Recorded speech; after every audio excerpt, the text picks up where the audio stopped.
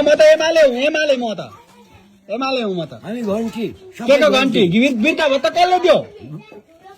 कसले दियो झन् विदेशबाट आएको पैसा हुन्छ केपिएलले दिएको होइन हाम्रो केपिएलले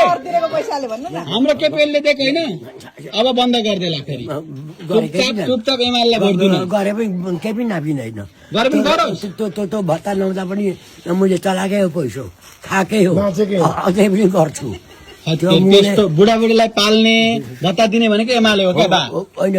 त्यो यहाँ भात पकाएर दिएको छैन आफ्नो घरका बुढीले पकाएर दिएको छ कि यसपालि घन्टीमै हाल्ने घन्टीमै हाल्छु हत्तेरी अनि बुढाबुढीले त एमाले हाल्छन् त हाल्दैनन् अहिले चाहिँ हाल्दैनन् किन हाल्दैन विश्वास लिनुपर्छ किन चाहिँ हाल्दैनन् त अब किन हाल्दैन के गरेर एमाले एमाले सन्किएको काङ्ग्रेस नापिएको माओवादी खुल्किएको अनि एमाले त झन् बुढाबुढीले भत्ता दिन्छु भन्छ राम्रो बुढाबुढीले त एमाले मन पराउँछन् त नि पराउँथे पहिले अहिले के गरौँ किन अनि तपाईँ किन बिच्किनु भयो एमालेसँग लाखे नबुझेर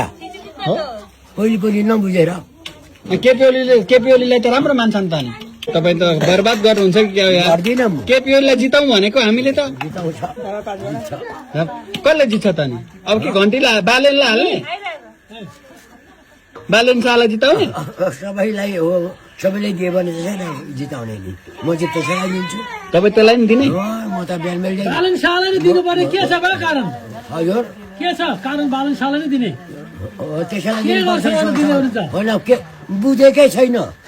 हेर्नु नि त के गर्दो रहेछ दिएरमा थाहा थाहा हुन्छ के मूर्ख मान्छे हौ अलिकति बुझ्नुपर्छ नि यतिको मान्छेले ओहो तपाईँ कति वर्ष